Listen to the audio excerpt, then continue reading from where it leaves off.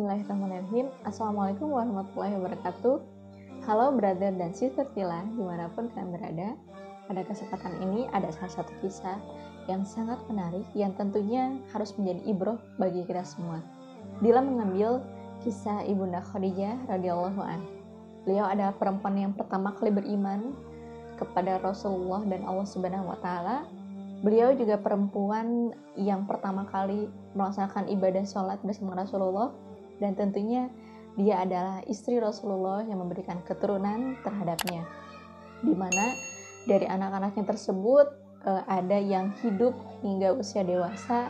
Di antaranya ada 4 perempuan yang Masya Allah juga sangat luar biasa, yaitu Zainab, Ruqayyah, Ummu Kalsum, dan Fatimah.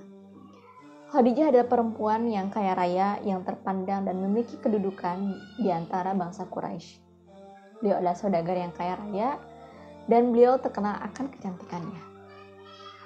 Khadijah ini adalah seorang janda yang telah menikah 2 kali sebelumnya. Bisa brother bayangkan nih, kalau brother sebagai orang laki-laki yang memiliki juga kedudukan, yang memiliki kemampuan dan kemapanan, kemudian terkenal akhlaknya sangat luar biasa, apakah brother pernah kepikiran untuk menikah dengan seorang janda?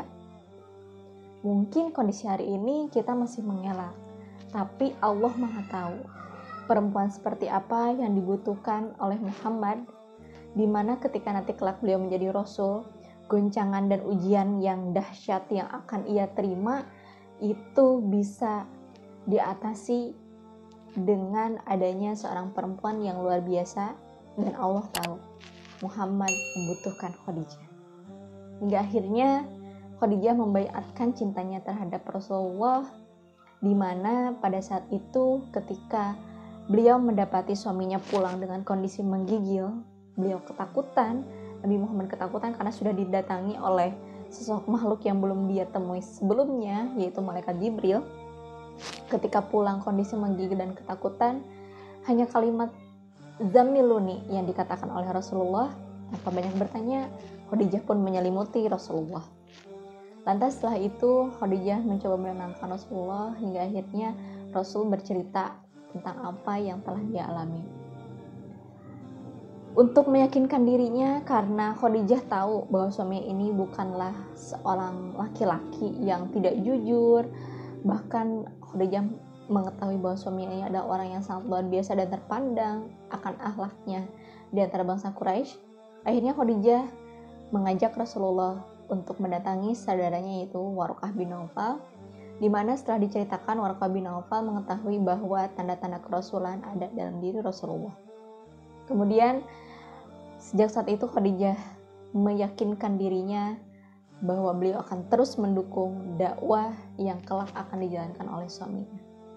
Hingga akhirnya selanjutnya Khadijah yang kaya raya ini hartanya dikontribusikan penuh untuk mendukung dakwahnya Rasul, sampai diriwayatkan bahwa ketika kondisi atau dalam fase pemboikotan terhadap Bani Hashim di Syi'ib Abi Thalib pada saat itu, di mana Bani Hashim itu diboikot, tidak bisa melakukan perniagaan, pernikahan, tidak bisa melakukan transaksi sosial dengan masyarakat Quraisy yang lainnya.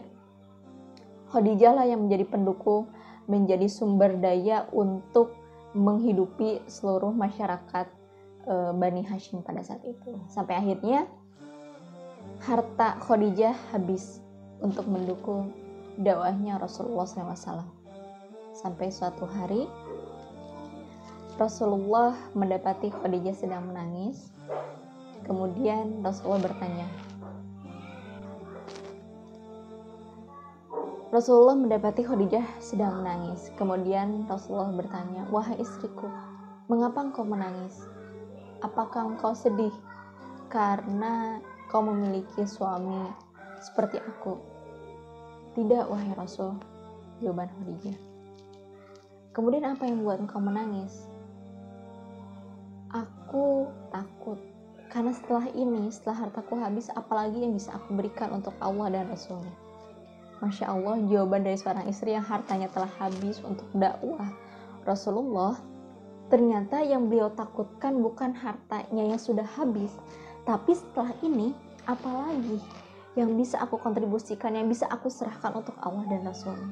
Masya Allah, sungguh loyalitas dan totalitas yang luar biasa telah ditunjukkan oleh Khadijah sebagai seorang istri, sebagai seorang mukmin terhadap agama, terhadap Allah dan Rasul-Nya.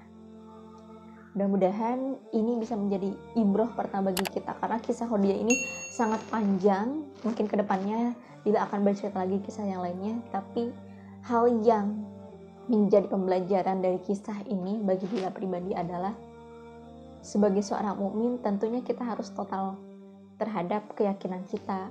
Kita harus meyakini Allah dan Rasul-Nya sepenuh-penuhnya sampai tidak ada keraguan dalam diri kita untuk berkontribusi di jalan Allah. Sekian dari kami. Assalamualaikum warahmatullahi wabarakatuh.